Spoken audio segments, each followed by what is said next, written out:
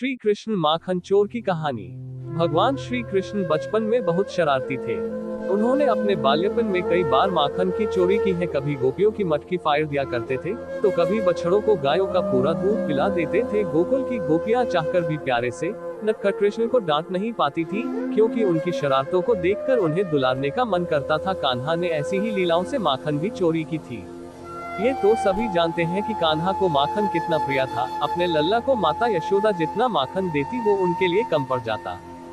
इसलिए मैया जहाँ भी माखन रखती कान्हा की नजर वहीं रहती। मैया के हटते ही कृष्ण चुपके से गांव के सारे बच्चों के साथ मिलकर सारा माखन खा जाते थे। ऐसा कई दिनों से चल रहा। यशोदा मैया को कुछ समझा नहीं आ रहा था कि माखन जा कहाँ रहा है। उन्हें कुछ तरकीब सूझी। एक दी न मैया ने चुपके से माखन से भरे छोटे छोटे घड़ों को रस्सी के सहारे ऊपर टांग दिया, लेकिन कृष्ण की नजरों से क्या छुप सकता है। उन्होंने मैया को माखन रखते हुए देख लिया।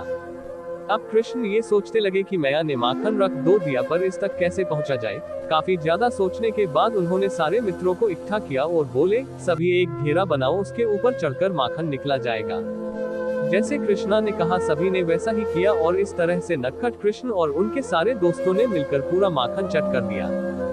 जब मैया ने देखा कि फिर वही हुआ, तो उन्होंने ठान लिया कि आज मैं देखकर ही रहूंगी कि माखन की चोरी कौन करता है।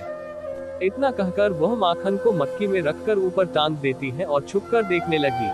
कुछ ही देर में कान्हा अपने दोस्तों के साथ वहां पहुंच जाता है। ये देखकर मैया को पूरी बात समझ में आ गई कि अब तक चोरी कौन कर रहा था। सभी वहां माखन लूटकर खा ही रहे थे। इतने में मैया यशोदा वहां पहुंच गई। मैया को देखते ही सभी बच्चे वहां से भाग गए, लेकिन श्री कृष्ण मटकी की रस्सी पकड़कर वहीं झूल रहे थे। मैया ने आकर अपने लल्ला को नीचे उतरा और प्यार से डांटते हुए कहा, अच्छा तो तुम हो वो माखन चोर जिसने मुझे इतना परेशान किया है। कृष्ण मैया को देखकर हंसने लगे और बोले, मैया मैं नहीं माखन खाऊं। इस पर मैया बोली कि अपनी ही मैया से झूठ बोलते हो लल्ला। कन्हैया की भोली सी सूरत देखकर और उसकी प्यार भरी बातें सुनकर मैया ने कृष्ण को अपने गले से लगा लिया और बोलने लगी, मेरा प्यारा नटखट माखन चोर। बस उसी दिन से श्री कृष्ण को प्यार से माखन चोर कहकर बुलाया जाने लगा।